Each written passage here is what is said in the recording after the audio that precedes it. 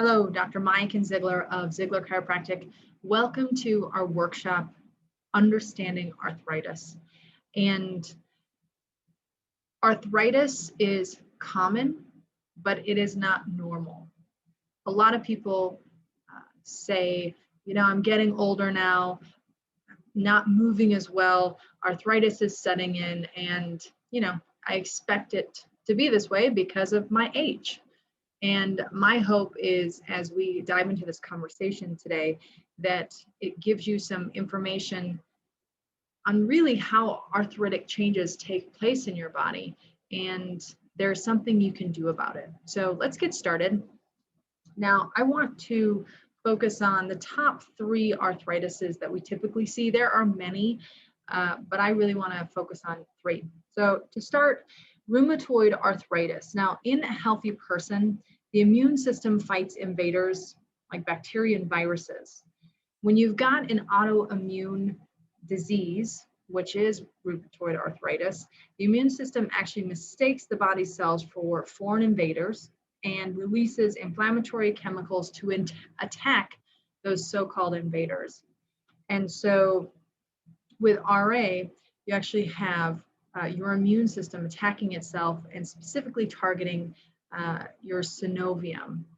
And your synovium is a part of the joint. We'll go over it in detail here in just a moment, but it's a part of your joint that is fluid filled and helps maintain healthy approximation of bones together. And so with rheumatoid arthritis, your immune system is actually attacking this area of the joint, and it can cause a lot of pain, it can cause swelling, and it can damage the joint. Now, there are definitive diagnoses for rheumatoid arthritis. One is a blood test for rheumatoid factor. They can actually also do x-rays. If you see this x-ray down below on the bottom right corner, you can see how it's impacting both sides, and you see how the joints are splaying away from each other. Typically with rheumatoid arthritis, it affects the hands, the knees, the ankles, and it's typically on both sides. We're not going to see this, on one side and not the other. So rheumatoid arthritis impacts both sides of the body, and it can also affect your heart, your circulatory system, and your lungs. So rheumatoid arthritis is inflammatory arthritis, is an autoimmune type arthritis, and typically diagnosed with a blood test and with some imaging. Okay. Now, the next one, osteoarthritis. Now, this is the most common form of arthritis.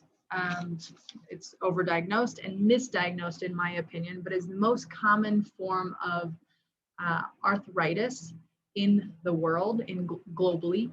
And it is the overuse type arthritis, meaning repetitive motions and movements, whether it's a job or a sport. So a carpenter or an electrician, a construction worker, if you're sitting or at a workstation all day, if you're constantly using your phone or on a computer, right, those repetitive motions and movements can cause wear and tear to the body. Now, understand, for the most part, our joints are designed to perform millions of repetitions in different motions without any problems. And in fact, science has proven that you shouldn't see any signs of osteoarthritis until 125 years of use, right? That doesn't mean that you should have breakdown by 125 years. That means that's when breakdown starts to show up. So it is possible to accelerate the process, but it certainly is not common. So anytime you use a body part, you are damaging that body part just by the use alone. And our body is regenerative in nature. So there is no car on this planet that can work as hard as the human body or last as long as the human body. So osteoarthritis is considered the wear and tear form of arthritis. It's just that the body is not able to repair itself as fast as a breakdown is occurring in the face of osteoarthritis. And with osteoarthritis, it most commonly impacts the hyaline cartilage. So if you ever eat, a drumstick, and you get down to that, the bone there, if you look at the top where that chicken where you've eaten the chicken, you have that top really thick cartilaginous material. That's your hyaline cartilage. It's a lot of inflammation. It's really painful. Again, when we're looking at the umbrella of things, and I've used the term osteoarthritis in my office, and I tend to interchange it between this one and what we're going to go over in the next one, in the next slide here. But understand that the more commonly, in my clinical opinion, and what I believe research is showing, is the most commonly diagnosed osteoarthritis is actually more of an immobilization or a subluxation type arthritis or degeneration. But let's discuss that. So whales and dolphins, they get arthritis too. And this type of degeneration is not a result of wear and tear. What they're seeing is when you've got degeneration happening with whales and dolphins who are in water, right? It's actually due to the abnormal biomechanical motions that are taking place over and over and over. And that's what we call subluxation. And any joint that loses any degree of normal range of motion begins to break down immediately. Any joint. Okay, so movement and proper movement is so vital and so important for the health of every joint in our body. We really focus on the spine because it houses and protects our nervous system. So when we see the first stressor, okay, that occurs in a joint, and that stressor is taking place to the cartilage, it changes the normal biomechanical pattern of that unit, okay? If it allows to persist and you have that altered biomechanics, it will change the pressure in that joint space or in those discs and create a loading or an abnormal stress to that bone, okay? This will then change the microenvironment, so that environment within that joint space, and this is where that degeneration takes place, right? Any lack of movement or poor movement within a joint space, immediately that joint will start to break down. We used to believe that degeneration occurred as a result of wear and tear. However, this is not true, and this comes from a pretty old text in 1984. The joint lubrication is so smooth that wear of articular tissues cannot occur. The coefficient of friction is so low. Whales and dolphins and seals all can suffer with osteoarthritis. This proves that the wear and tear theory cannot be the cause, as they are all supported by water. It is the subluxation that triggers the arthritis. So that's where we get into the most commonly form of arthritis is subluxation degeneration or immobilization degeneration.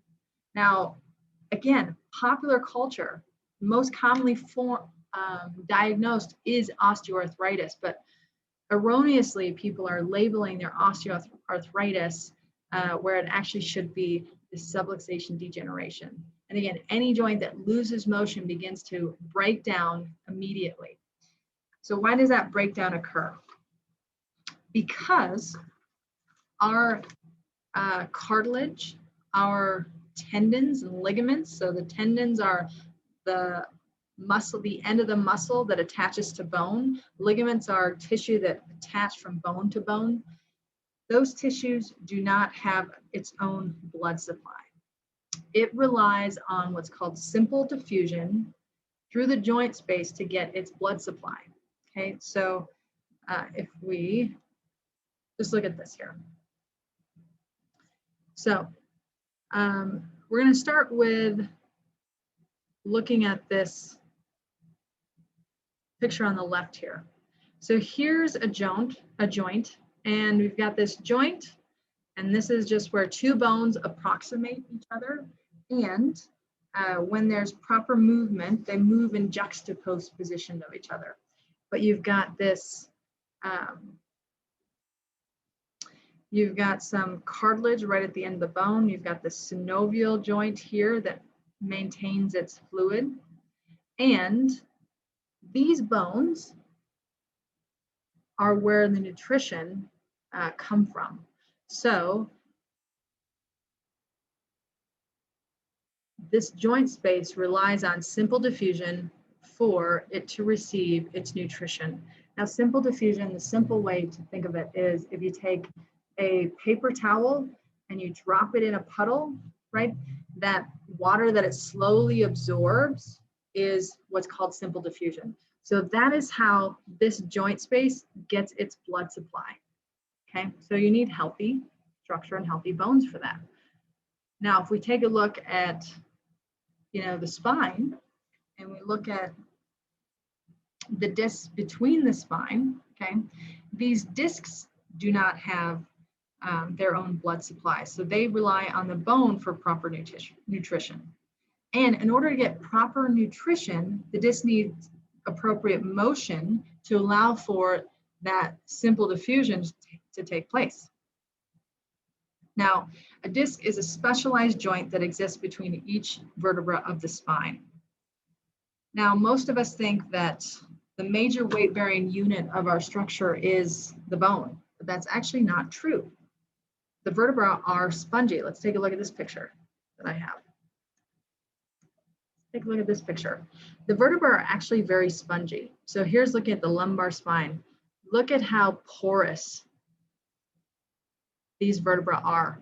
So the actual weight bearing of the spine does not take place at the bone, it takes place at the disc, okay?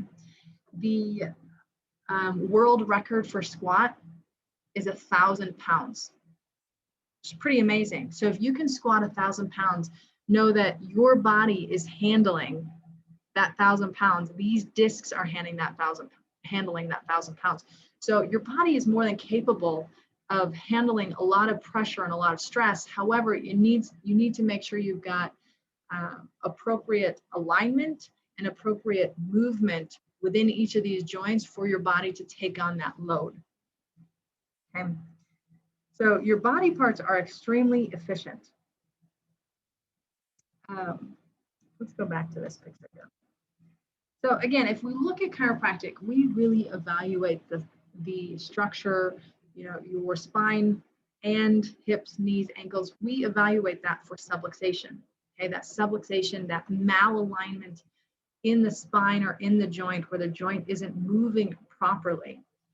And we look at correcting that, providing appropriate input to allow for proper alignment and proper movement. And when you have that proper movement, you have these structures that get their appropriate blood supply.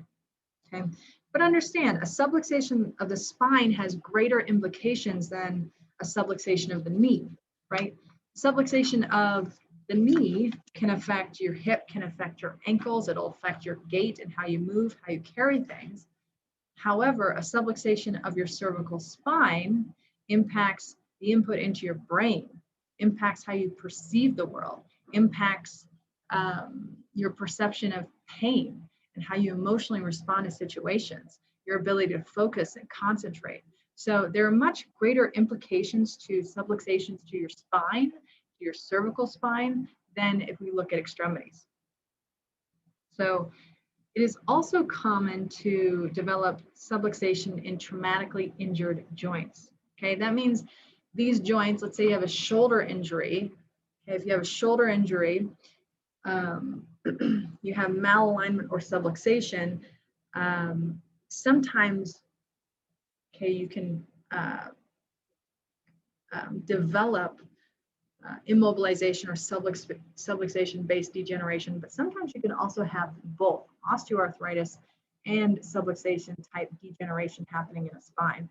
If this shoulder is meant to move X and now it's suddenly moving 3X, so it has more range than is appropriate for that joint, you can have both osteoarthritis and degenerative form of arthritis due to subluxation. So let's move on here. So these are the typical phases of degeneration that we see. Now, this first far left, this is considered normal textbook healthy spine disc space, okay? This next one you see right below here is phase 1. Now, a couple things. Some of you have heard me say this in your report, but phase 1 degeneration typically takes around 10 years for this to develop. And where this can really be a dangerous process is we don't typically feel or have any type of pain or symptoms in this phase. Okay, so we usually see a phase 1 develop into a phase 2. Phase 2, generally 20 years for this to develop. And then phase 3, usually we're talking about 30 years of development. Okay, so let's break those down. So phase 1, I want to just start with looking at the disc. Now, let's start at this far left picture here. Now, we're looking at the cross section of a disc. So if we take the spine of somebody and we just take that disc, now we're going to lay them down. We're going to take a cross section of that disc. So we're looking at the disc if it's laying flat. Okay? Now, the disc is made up of 2 layers. Okay? The 2 layers are this outer layer, which is called your annulus fibrosus. It is a very thick connective tissue. Your pain receptors, there are no pain receptors that are located along the annulus fibrosus. And you got layers and layers of concentric fibroses before you get into this deepest layer, which is called your nucleus pulposus, okay? Like your pulpy middle. Pulpy middle is very moist. This is actually where pain receptors are located. When we look at that middle, right through here, this is a healthy disc, okay? Now with phase 1 degeneration, if we look at this middle one, with phase 1 degeneration, understand this is poor biomechanics, so altered input in the spine. What would be altered input into the spine? Postural distortions, any type of injury due to a car accident or due to a sports injury, falls, impacts on a football field. Okay, could be lifting heavy stuff and repetitive movements, getting into and out of your car on a regular basis, right? If you're a driver, these can create faulty biomechanics within the spine. Now, when we have this, we look at this, we start to see wear and tear take place in the outer areas of the disc. So this fibrosis, we start to see wear and tear. There is no pain here. Okay, so there's no pain receptors. So typically we see this progress. And if we look at this far right, as this progresses, we start to see these tearing take place. It becomes wider, becomes deeper. It's getting closer to our nucleus pulposus. And again, this area is deeply compressed. There is a ton of compression here that's taking place. The spine can handle a lot of force when used appropriately. But what's happening here is when we see these, this annulus fibrosis breaking down, and we're starting to get wear and tear, this is weakening the disc, and its disc is losing its structural integrity, okay? So this wear and tear takes place, and we start to see a nucleus that can come apart. Okay, it's moving into those inner fibers of the ring. Now, there are in these inner fibers, into this ring, into this nucleus pulposus, there are pain receptors. Okay, so you can feel this in 2 ways. Number 1, you can feel the rips and tears as it moves closer to those tissues. Number 2, you can actually feel pain when the disc starts to come through and starts to touch these fibers, okay? So when we actually see disc protrusion or movement of this pulposus out, that's where we move into more of a phase 2. So understand, phase 1 typically happens around 10 years, and it is the slow wear and tear of these concentric fibrous circles due to abnormal compressive forces over time. So if we continue in this process. So here, phase 2, we've got these wear and tear getting deeper, deeper. Now we're starting to experience pain, and you can see that this disc is starting to, this is called a disc bulge. This disc is starting to push out because it's getting weaker. We've lost structural integrity, okay?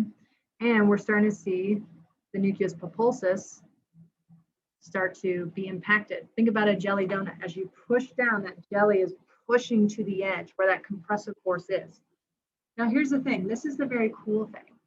If you look at this middle picture, your nucleus pulposus is actually made up of your notochord. What is that? So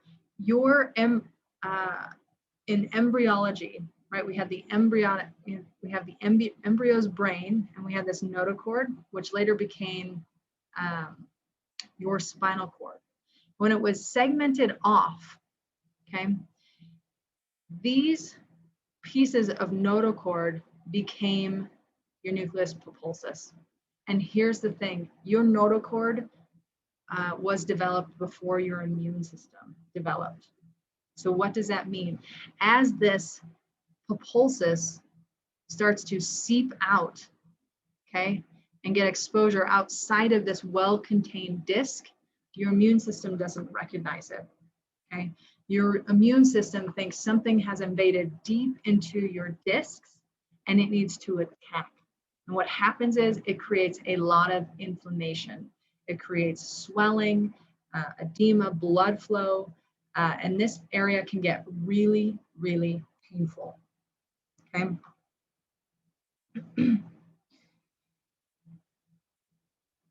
So,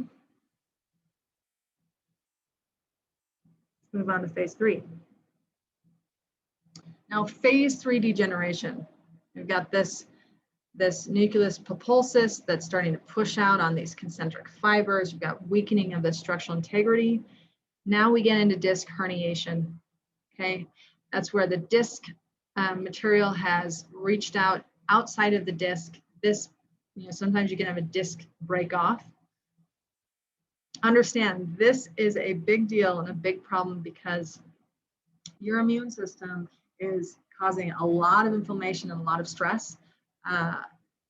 And guess what? There's other structures here. So right behind this disc, here's your spinal cord, okay?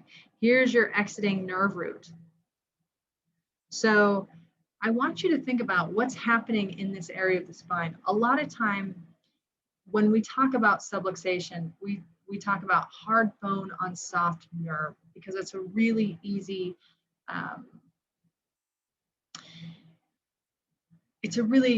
way to describe a subluxation, but oftentimes that's not typically how it happens. There are no empty spaces within your body, unless you're looking at maybe your gut, right? That's a big long tube that is not actually considered inside of your body. Maybe the lungs where you have expansion and you have the oxygen and carbon dioxide exchange. So maybe there's some air there, but everywhere else, your body is compact. Your body is filled with stuff, right? So you've got your spinal cord here. You've got nerves that exit out. You've got muscles and tissues that hold that spine and structure in place. You've got a lot of things going on. So understand when you have inflammation impacting this piece, and you've got, and you've got, space that once held, other structures and other tissues, because of compression and stress, we're seeing that tissue enter into that space. That's where you're experiencing a lot of pain because this is not comfortable. That's putting it lightly. Where it can become a problem, and this is where chiropractic is great because we can really triage and evaluate, can this be supported with conservative care, or are we seeing this cause stress to a cord or a nerve, and are we concerned about instability and potential stress to where's that nerve going, right? So that's where you get more acute and instability type injuries of people losing motor function, people losing bowel and bladder function, getting foot drop. If you ever see somebody walking across the street and they really need to lift their foot to make it across, not necessarily unstable, but they likely have some disc impact going on and stress going on that impacts the structure and the integrity of their body. So understand, this is a process that happens over decades, okay? And by the time you've reached this point, if it's 30 years in the making, okay, and maybe you've been in phase 2 for a while, chronic pain, but it hasn't gotten so bad, but you've been dealing with it, you know, and then you enter into, oh my goodness, I can't handle this pain. It's reached a 9, 10 out of 10 pain. That's where you walk through our door. Guess what most people want? Most people want immediate relief. Of course, we want you to have some immediate relief. And then once the relief and once the pain goes away, they think they're done. But if your spine and your tissue are into any of these types of phases, then that means it's been around a long time, and it's a lot of work that you've got to do to rehabilitate and support a healthier structure. Because there are things you can do about this, but it takes work, right? So I want you to understand, nothing occurs in isolation, okay? Everything happens in the ecosystem, right? I like this chart, this diagram, because it allows you to see that there are multiple components acting on your body all the time, right?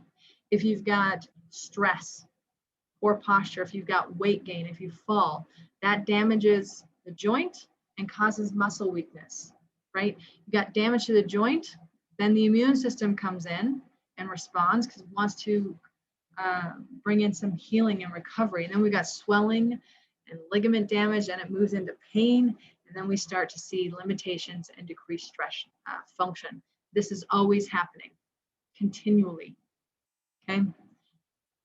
Even if these stressors or falls or poor posture, you don't necessarily feel the impact right away, or it's just, you know, tightness or restriction or a little bit sore, right? At the cellular level, what's going on when we look at the joints, that is breakdown.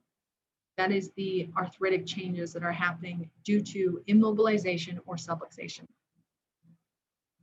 So immobilization, for whatever reason, is the big factor for musculoskeletal degeneration.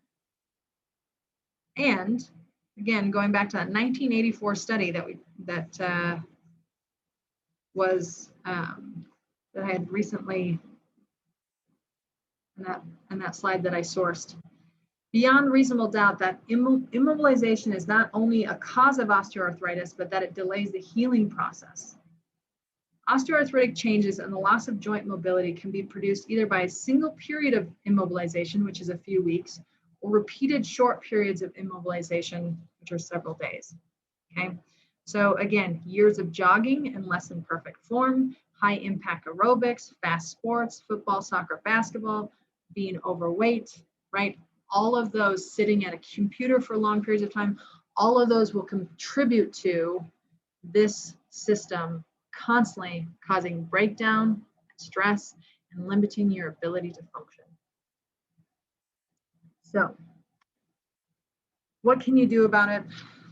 First, I would say you getting adjusted to restore proper movement into your joints is going to be so vital and so important. Maintaining healthy weight, right? Exercising, joints that have healthy movement. And again, I want you to think about exercising. It doesn't have to be, you know, going to the gym, right? It doesn't have to be these Hercules efforts to build mass. Just choose to be active, right? Parking in the furthest parking spot from the store and walking, right? How can you increase your walking? Typically, you know, the things that you do on a day-to-day basis, like walking your dog, gardening, those hobbies that get your body moving will have profound impacts. Choosing anti-inflammatory foods. I guess I started this slide and I didn't finish it, but cloves, ginger, turmeric, sage. Choosing foods that are real foods, that are green and healthy and vibrant foods. Because we live in a culture that, has pretty inflammatory diets. One thing I wanted to share, this is a study of 400 elderly people living in Indiana, found that the weakness in their quadricep muscles preceded the advent of arthritis. So the stronger the muscles, the greater the load they take off the joint, thus limiting the damage to the cartilage. So seniors who strengthen their quads by doing exercises can actually delay or prevent the disabling consequence of arthritis. So when you move your body and exercise, when you build muscle, when you decrease body weight, you support good joint health with proper supplementation, anti-inflammatory foods, that can be a game changer in terms of, keeping your body healthy. Even 10 pounds of weight loss is proven to reduce the effects of arthritis. So we come to a close. I'm 32 minutes in. Healthcare. That is the care that you render to your life to make your life more healthy. Lifetime care is not a choice. You are always rendering care to your life, whether you're making good or bad decisions. So it is my choice to choose chiropractic care for life, because I know when I am getting my spine checked on a weekly basis, that's how frequently I like to get checked. On a weekly basis, I know that my joints are being evaluated appropriately for healthy movement in the spine. And if you've attended any other workshops, you know that how our brain processes our environment is through the input, sensory input. And so if we have abnormal or altered input into the spine because our joints aren't moving properly, that affects the output. That affects everything in our brain's ability to respond to our environment. So I challenge you to look at, what are you doing to support your health? Have you gotten your spine checked? For those of you who choose chiropractic care for their lifetime care, congratulations to you. I mean that in the most loving and grateful way, because you are choosing to invest in your health, and you are choosing the virtue of intensity and frequency and time to commit to yourself years from now, longevity, vitality, and higher health expression. So my challenge to you, again, if you've never had your spine checked, get your spine checked. I will be happy to be your first spinal check. And if you have friends and family who've never had their spines checked, the last thing I want them to ever say to you or to me is, why didn't somebody tell me sooner? Because doing this now can prevent years and decades of stress down the road that changes the health outcomes of each one of us. So I look forward to hearing your takeaways in the office, but I appreciate you, and I look forward to talking to you soon. Dr. Miaken Zeigler of Zeigler Chiropractic. Take care.